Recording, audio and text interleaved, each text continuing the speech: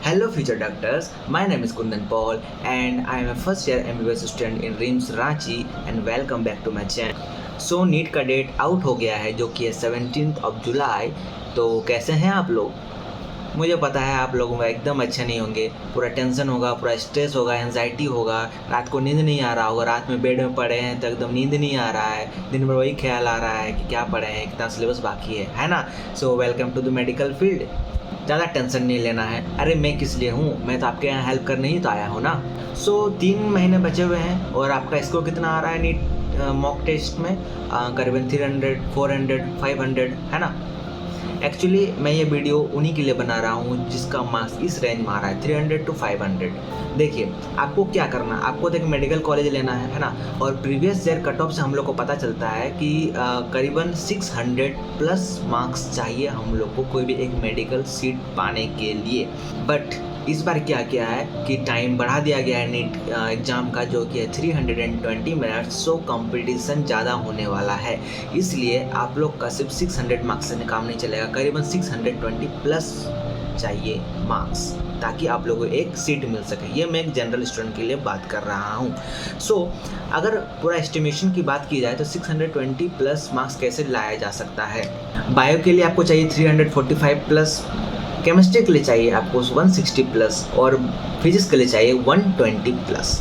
इससे मिलकर आपको पूरा मिल जा रहा है 625 प्लस, ठीक है। इससे आपको एक बेहतरीन और बहुत ही अच्छा मेडिकल कॉलेज मिल जाएगा। सो आज हम बात करेंगे कि केमिस्ट्री में 160 प्लस स्कोर कैसे किया जा सकता है, वो भी सिर्फ 3 महीने। ठीक है, ऐसा तो नहीं है कि आपने केमिस्ट्री कुछ भी नहीं पढ़ा है ना, केमिस्ट्री में कुछ ना कुछ तो पढ़ा ही होगा। ठीक है, अभी बचे हैं आपके पास 3 महीने। ठीक है, 11 आपने पढ़ा है, थोड़ा मोड़ा ही पढ़ा है, 12 आपने पढ़ा, थोड़ा मोड़ा ही पढ़ा है, या कोई ड्रॉपर होगा तो उसका बात ही अलग है, वो तो 11 12 भी पढ़ा और 1 साल ड्रॉप भी लिया होगा, उसके पास ज़्यादा एक्सपीरियंस होगा। ठीक, देखिए एनटीए ने पूरा क्लियर कट कर दिया है कि जो एग्जाम होगा और जो क्वेश्चन पेपर होगा वो टोटली जो एनसीईआरटी बेस्ड होगा। और ये हम लोगों ने प्रीवियस ईयर के क्वेश्चन को देख के भी पता कर लिया है कि एक भी क्वेश्चन जो है वो एनसीईआरटी के बाहर से नहीं है। इसीलिए सबसे पहली बात को एनसीईआरटी के अलावा दूसरे बुक को छूना भी नहीं है। ठीक है, या फिर ऐसा बुक को छूना है जो एनसीईआरटी ओरिएंटेड ही हो। चलिए इसको हम लोग बांट लेते हैं 3 ग्रुप में। सबसे पहले हम लोग बात करेंगे ऑर्गेनिक केमिस्ट्री के बारे में, फिर बात करेंगे इनऑर्गेनिक केमिस्ट्री के बारे में, फिर बात करेंगे फिजिकल केमिस्ट्री के बारे में। सबसे पहला बात आता है ऑर्गेनिक केमिस्ट्री। ऑर्गेनिक केमिस्ट्री सबसे ईजीएस्ट सब्जेक्ट है, इससे ज़्यादा इजी कुछ हो ही नहीं सकता केमिस्ट्री में। इसके लिए आप लोग क्या करना है, देखिए सबसे पहले तो बुक सिर्फ एनसीईआरटी पढ़ना है, एनसीईआरटी के अलावा एक भी बुक नहीं पढ़ना है। हाँ, अगर आपके पास कोई टीचर के नोट्स ऑलरेडी है तो उसे आप रिफ़र कर सकते हैं और आप वही सब पढ़िए जो कि एनसीईआरटी से रिलेटेड है। एक्स्ट्रा टॉपिक पढ़ने की ज़रूरत नहीं है। ठीक है, ओनली एनसीईआरटी ओरिएंटेड ही पढ़िए। या जिसके पास कोई नोट्स नहीं है तो focus on NCERT only. Organic chemistry में क्या है, 12th वाला पोर्शन मोर इजियर देन है 11th वाला। एनसीईआरटी को अच्छे से रीड करके उसको अंडरलाइन कीजिए।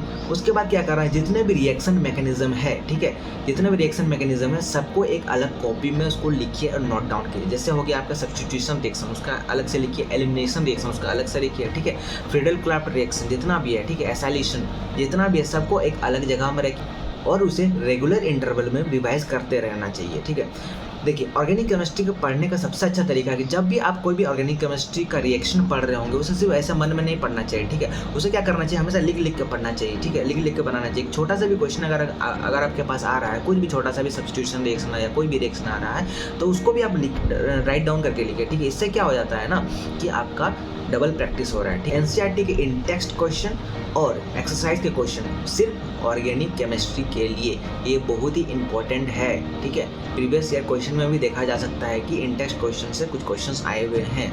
Organic chemistry is totally based on memory. ठीक है, आपको समझ लीजिएगा बायो के जैसा रटना ही है एक हिसाब से। ठीक है, बट थोड़ा सा अगर आप इसमें रिएक्शन मैकेनिज्म भी पढ़िएगा तो आपको बहुत मजा आएगा। ठीक है, इसके बाद आपको रटने की जरूरत ही नहीं पड़ेगा। इसके बाद आप क्या हो सकता है कि कोई भी क्वेश्चन देखे उसको आप आराम से रिएक्शन मैकेनिज्म के थ्रू बना सकते हैं। बट अभी नीट के लिए बस आप एनसीईआरटी को फॉलो कीजिए और जो मैंने जो बोला उसे आप फॉलो कीजिए।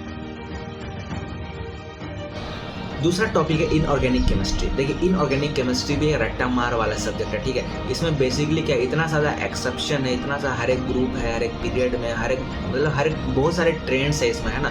तो इसमें भी आपको क्या करना पड़ेगा, रटना पड़ेगा। और रटने के लिए आप कौन सा बुक रिफर कीजिएगा, एनसीईआरटी, सिर्फ एनसीईआरटी रिफर करना है। इसके लिए आपको सबसे पहले क्या करना पड़ेगा, एनसीईआरटी को सबसे पहले अंडरलाइन करके पढ़ते रहिए, है ना। उसके बाद आपको क्या करना है, जितने भी इंटेक्स्ट क्वेश्चन है, जितने भी प्रीवियस ईयर क्वेश्चन है, सबको आपको बनाना है। प्रीवियस ईयर क्वेश्चन तो आपको सबके ही बनाने चाहिए, ऑर्गेनिक हो, इनऑर्गेनिक हो या फिजिकल हो। Short notes is very important. अब इतना बड़ा बड़ा चैप्टर सब है ना इनऑर्गेनिक केमिस्ट्री में, और हर एक टॉपिक को और हर एक एक्सेप्शन को आपको याद करने का उतना आसान नहीं है। इसके लिए आप लोग एक फॉलो कर सकते हैं कि आपको एक अलग कॉपी बनाना है, एक अलग नोट्स टाइप बनाना है, या फिर सिंपल डायरी रख लीजिए। जिसमें क्या करना पड़ता है कि जितना भी एक्सेप्शन है या फिर आपको जो लग रहा है कि हाँ मैं भूल जा रहा हूँ, उसे राइट डाउन कीजिए। मैंने भी वही क्या था, एक छोटा सा डायरी रखा था।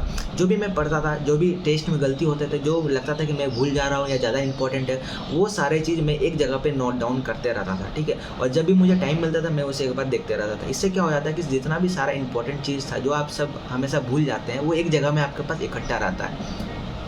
तो इससे क्या हो सकता है कि आपका मेमोरी बार बार उसे रिसाइकल करते रहेगा और आपका मेमोरी स्ट्रॉन्ग होगा और एग्जाम में आपको रिकॉल करने में बहुत ही ज़्यादा आसानी रहेगा। अब बात आता है फिजिकल केमिस्ट्री के बारे में। फिजिकल केमिस्ट्री हम लोग एज जनरली कंपेयर करते हैं फिजिक्स के जैसा, बट ऐसा नहीं है। फिजिक्स से काफ़ी ज़्यादा ईजी है फिजिकल केमिस्ट्री। मुझे तो काफ़ी ज़्यादा पर्सनल पसंद था फिजिकल केमिस्ट्री, ठीक है। इसमें मेनली आपको क्या है, कंसेप्ट बेस्ड है, फार्मूला बेस्ड है और ज़्यादा न्यूमेरिकल्स है, ठीक है। इसके लिए आपको क्या करना है कि अगर आपको एनसीईआरटी पढ़ने का टाइम मिलता है तो पढ़िए, काफ़ी ज़्यादा हेल्पफुल रहता है। अगर एनसीईआरटी पढ़ने का टाइम नहीं मिलता है तो कोई ज़रूरत नहीं है पढ़ने का। इसके अलावा अगर आपके पास पहले से नोट्स है तो बहुत अच्छी बात है, नोट्स नहीं है तो आप रिफ़र कर सकते हैं कोई भी वीडियो लेक्चर्स, ठीक है। यूट्यूब में काफ़ी फ्री वीडियोस पड़े हैं, आप जाके उसे रिफ़र कीजिए और पढ़िए। सेकंड मोस्ट इंपॉर्टेंट थिंग कि इसमें भी आपको एनसीईआरटी का इनटेक्स्ट क्वेश्चन तो ज़रूर से ज़रूर ही लगाने हैं, ठीक है। केमिकल इक्विलिब्रियम का, आयनिक इक्विलिब्रियम का, थर्मोडायनेमिक्स का, ये सब बहुत ज़्यादा इंपॉर्टेंट है। Surface chemistry and solid state, ये है फिजिकल केमिस्ट्री का टॉपिक, लेकिन आपको इसको एनसीईआरटी से रीड करना ही पड़ेगा। और फिजिकल केमिस्ट्री के लिए सबसे इंपॉर्टेंट चीज़ जो आपको करना है, एक अलग से फॉर्मूला कॉपी बनाना है, जिसमें कि आपको क्या करना है, जितना भी चैप्टर्स हैं उसका चैप्टर का नाम लिखिए और उस चैप्टर में जितना भी फॉर्मूला आपको आता है, कॉपी से लिखिए, बुक से लिखिए, नोट से लिखिए, सारा आप फॉर्मूला एक जगह पर रखिए और उसे क्या कीजिए ना, डेली एक बार करके इसे पलटाते रहिए, डेली एक बार करके इसको रिवाइज करते रहिए, ठीक है। ऐसे क्या होता है कि फिजिकल केमिस्ट्री का आपको मोस्ट ऑफ द फॉर्मूला याद हो जाएंगे। और फिजिकल केमिस्ट्री ऐसा नहीं है फिजिक्स के जैसा कि आपको एप्लीकेशन बेस्ड पूछा जाएगा। इसमें जनरली पूछा जाता है डायरेक्ट फॉर्मूला बेस्ड, फॉर्मूला डालो आंसर निकल गया, है ना। और इसमें फिजिकल केमिस्ट्री में एक चीज़ का बहुत ही ज़्यादा ध्यान रखना पड़ता है, वो है यूनिट का। कभी सेंटीमीटर कर देता है, कभी मीटर कर देता है, मतलब कुछ भी कर देता है। इसी तरह से मैंने पिछले बार एक गलती कर दिया था। देखो यार, ये सारी चीज़ मैंने बताया जो मैंने अप्लाई किया था अपने 3 महीने के प्रिपरेशन जर्नी में, जो मुझे काफ़ी हेल्पफुल रहा था। मैं ऐसा नहीं बोल रहा हूँ कि मैंने कुछ नहीं पढ़ा था पहले, मैंने पहले से भी कुछ पढ़ के रखा था, एज ए ड्रॉपर पहले से एक्सपीरियंस रहता है। लेकिन इन 3 महीनों में मैंने यही रूल फॉलो किया और मुझे सक्सेस मिला। मैंने 163 मार्क्स स्कोर किया था केमिस्ट्री में, और हालांकि मैं इससे भी ज़्यादा कर सकता था, लेकिन मेरे कुछ गलती और बेवकूफ़ी की वजह से मैंने और मार्क्स गंवा दिए, बबलिंग मिस्टेक और कुछ छोटे छोटे माइनर मिस्टेक थे। खैर, आप लोग को ये सब गलती नहीं करना और मैं आपको ये गलती करने भी नहीं दूंगा, क्योंकि मैं यहाँ पर हूँ आप लोग को गाइड करने के लिए। प्रीवियस ईयर क्वेश्चन जरूर से जरूर ही लगाने, करीबन 5 से 6 ईयर्स का तो लगाना ही लगाने। मैं नहीं बोल रहा 10 से 20 साल का लगाओ, 31 ईयर का लगाओ, ठीक है। लेकिन 5 to 10 ईयर्स का एकदम लगाने हैं, क्योंकि आप अगर देखिएगा ट्रेंड उसी में आ रहा है। और एनसीईआरटी से बाहर अगर आपको लग रहा है कोई सवाल है, छोड़ दीजिए, कोई ज़रूरत नहीं है उसे लगाने का। जितना भी क्वेश्चन आप लगा सकते हैं सिर्फ एनसीईआरटी बेस्ड ही लगाइए। अगर आप लोग के पास कोई भी टेस्ट सीरीज़ नहीं है तो मुझे कमेंट डाउन कीजिए, मैं आप लोग के लिए बहुत ही अच्छा अफोर्डेबल टेस्ट सीरीज़ बताऊंगा।